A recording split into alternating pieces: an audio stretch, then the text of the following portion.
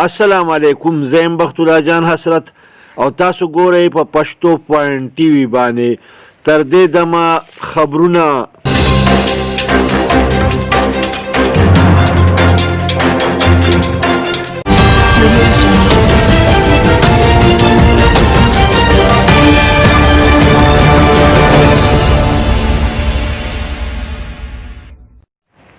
کتونکو راځئ چې وګورو د ټولو اول سر خبرونه.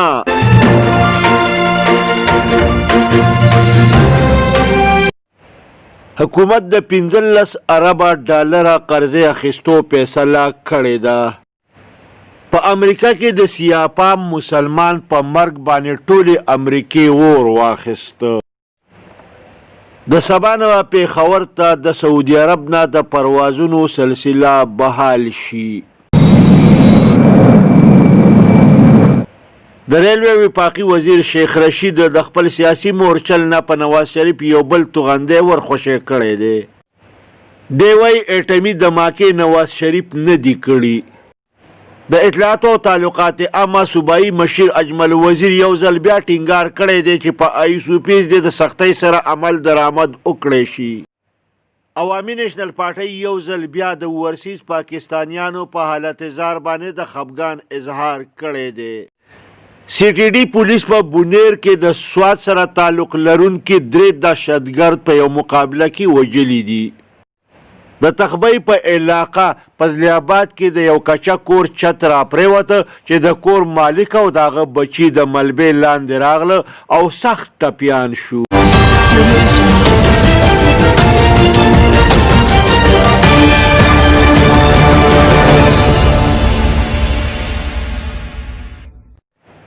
کتونکو راځئ چې وګورو اوس د دې خبرونو تفصیل.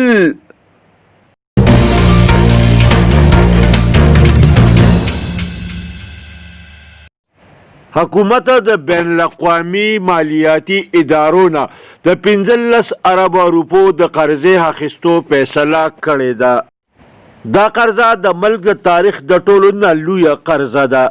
د دې قرضې نه به 10 اربه ډالر په زړو قرضو کې ورکولی شي او 15 اربه ډالر به د زر مبادلې په استحکام خرج کولی شي. په امریکا کې د پولیس د تشدد په نتیجه کې د مړ شوي سیاپام مسلمان په مرګ باندې پوره امریکې اور واخیست. په امریکا کې د مظاهرو یو نه ختمېدونکې سلسله شروع شوه. هر طرف ته د احتجاج سلسله جاری ده. مظاهرینو د ګیراو جلاو سلسله شروع کړې ده. د سبا نه به د سعودي عرب نه پېښور ته د پروازونو سلسله دوباره شروع شي. په دې لړ کې ټولې تیارۍ مکمل شوي دي.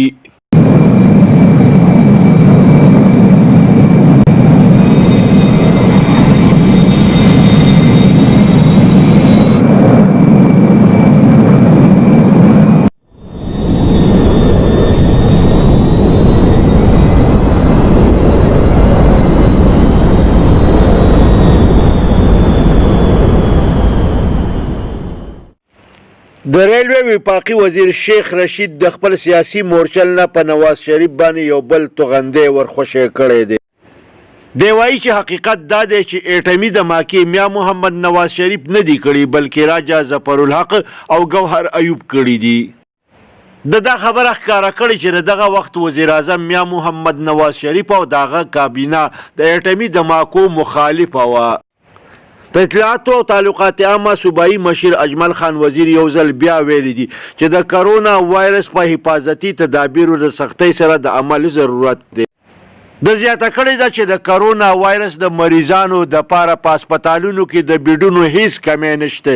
په دې حواله خبرونه افواګانې دي. عوامي نیشنل پارټۍ یو ځل بیا د اورسیز پاکستانیانو په حالت زار باندې د خفګان اظهار کړی دی.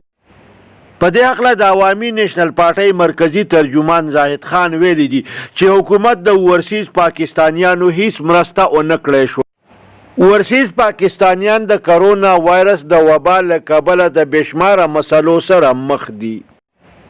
سفارتخانې لګیا دي د اورسیز پاکستانیانو نه پیسې راغونډوي او لوټ مارې شروع کړی دی. د پاکستان د پخوانی وزیر اعظم میا محمد نواز شریف په لندن کې د خپل خاندان سره ویستل شوی یو تصویر په سوشل میډیا باندې وایرل شوی دی. دا تصویر ډیر زړه راښکونکی تصویر دی. خلک ډیر په غور سره ګوري. دا تصویر په اخباراتو کې هم چاپ شوی دی. په شیرګل کې د موټر سایکل غلو په 2 ورځې کې 4 موټر سایکلې پټې کړي دي. دا 2 غله په یو موټر سایکل باندې ګرځي او چې چرته یې نوکه ولګي نو بیا یو د غلا په موټر سایکل باندې او دا یو کس په خپل موټر سایکل باندې سور شي او وتښتي. پښتو پوینټ ټي وي ته د دې وارداتو تصاویر میلاو شوي دي. سی ټي ډي پولیس په بونیر کې په یو مقابله کې د سوات 3 دهشتګرد وژلي دي. وایي چې دا 3 واړه دهشتګرد سکیورټي ادارو ته مطلوب وو. دا 3 واړه دهشتګرد په دهشتګردۍ او په سنګینو جرایمو کې ککړو. د تخبای په علاقه فضل آباد کې د یو کچک کور چت را پریوته چې د کور مالک شیر زمان او داغه 15 بچي د ملبې لاندې راغله او شدید ټپیان شو. په اطلاع میلاوېدو باندې د ریسکي او ډبل 1 ډبل 2 ټیم په موقع باندې ورسېده. زخمیان یې د ملبې نه را وویسته او هسپتال ته یې ورسول. په زخمیانو کې د کور مالک شیر زمان، د ده لور 18 کلنه نګت، 14 کلنه لایبه، 10 کلنه ګلالۍ، 8 کلنه ملاله او 1 کلنه نایاب شامل دي.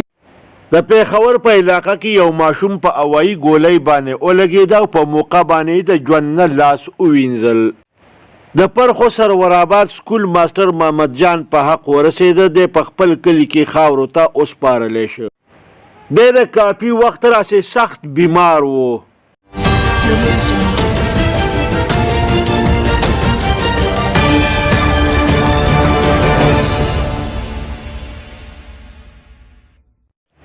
کتونکو پښتو پوینټ ټي وي سبسکرایب کړئ، د ټلۍ په بټنه ګوته کېدی او دارنګې دا خبرونه کتل د خپل ژوند معمول وګرځوئ.